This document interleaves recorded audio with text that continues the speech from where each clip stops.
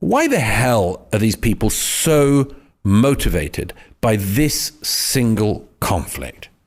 Why are they so motivated by it? This is a question I ask in the book and I try to answer. But why should it be that uniquely among the world's problems, the world's conflicts, the unresolved conflicts of the world, why should it uniquely be this one that the world should seek to solve or address or protest against or much more? There is an occupation, just to name one, an occupation of a European country by a NATO member, Northern Cyprus. Been going on for 50 years. It seems to be unresolvable that a EU member state has part of its territory, Cyprus, occupied by a NATO member, Turkey.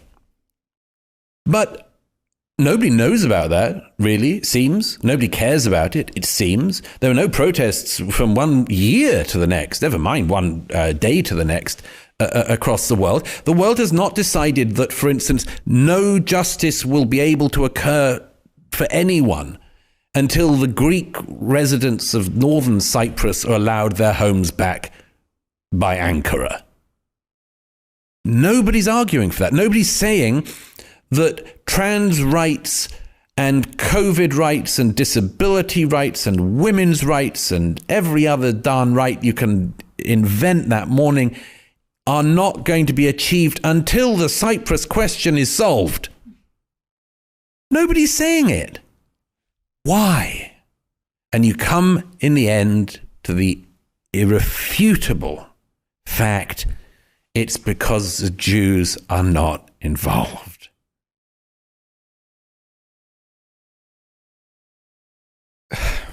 Wow. I want to talk about something that happened to you personally on the way to north, to Lebanon. You describe in the book driving up north with I believe your photographer, Moshe, and you're around Hadera, yes, which is, I would say, about 45 minutes out of Tel Aviv on the way to Lebanon. And Moshe's phone starts blowing up. And then what? And when I say blowing up, I mean with messages. In the non-Hezbollah sense. way. Yes. Then what happens? Yes, that's right. We were driving north to Lebanon that day. And I describe in the book, I mean, that was one of many disturbing things of the last year and a half that I saw. Yes, there was one of these terrorist attacks that they don't make news outside of Israel.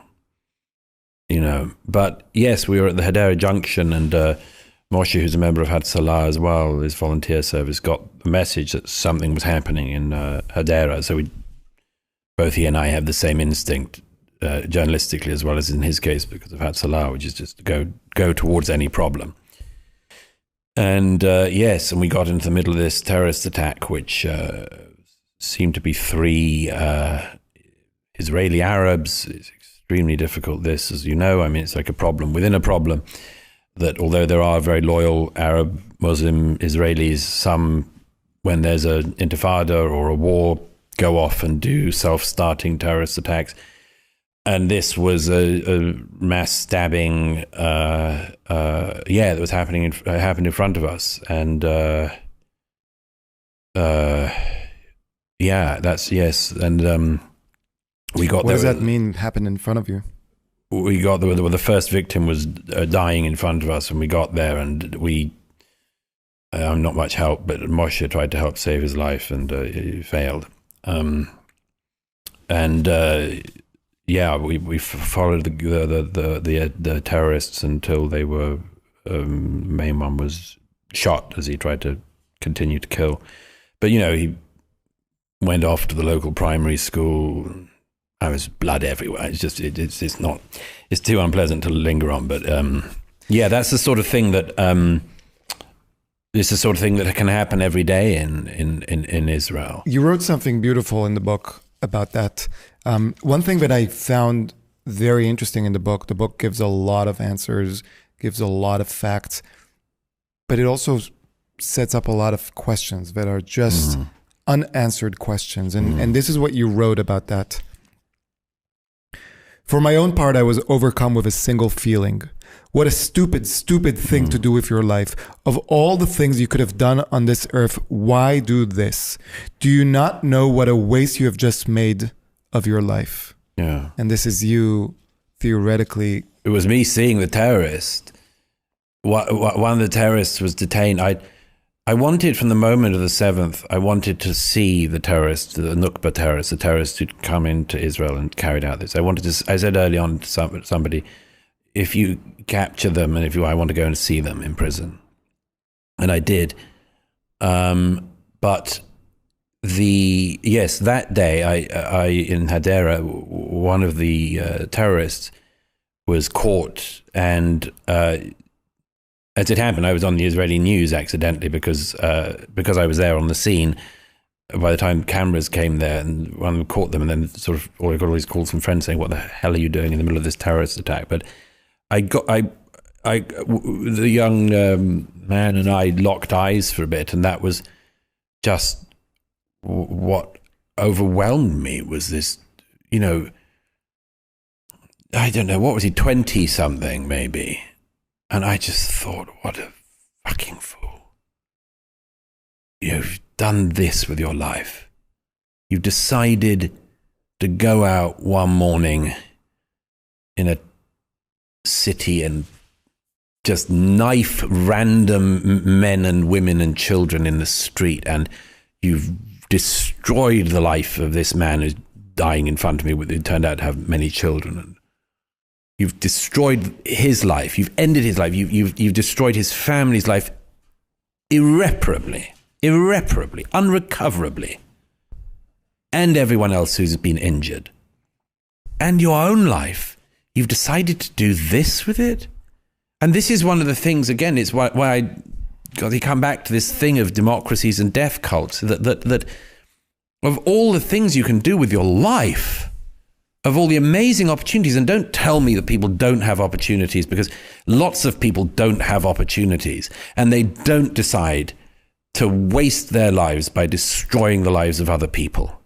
And all of the excuses that people try to put. If you're a young Arab in Israel, you're much, much luckier in your life than if you're a young Arab born in Egypt. Much luckier. And luckier than in almost any other country in the region. On college campus, they wouldn't say luckier, they would say privileged. Yeah, privileged. At least you can do something with your life. At least there's a way up. I mean, in every Arab country I've been to, pretty much, one of the just tragedies is seeing the unemployed, totally inactive class of young men who have nothing they can do with their lives. And that's the case from Morocco, all across North Africa and across the Middle East. At least, there was social and economic opportunities in Israel for Arabs as for Jews. But just, yes, it's sort of, in a way, it was like anger. I felt about it. Yeah, of course it would be anger, but just frustration as well. That think of the people who told this person this was a good use of your life. Think of those people and how evil they are. And if guy's in prison, and unless there's another stupid, prisoner swap. I mean, instead of marrying and starting a family in your 20s, you'll leave jail in your 50s, and that's your life. Well done. Yeah. So I find that a lot of your demeanor, the way you think, is very, maybe this is British, but very logical. It does not come from a sense of emotional anger or frustration.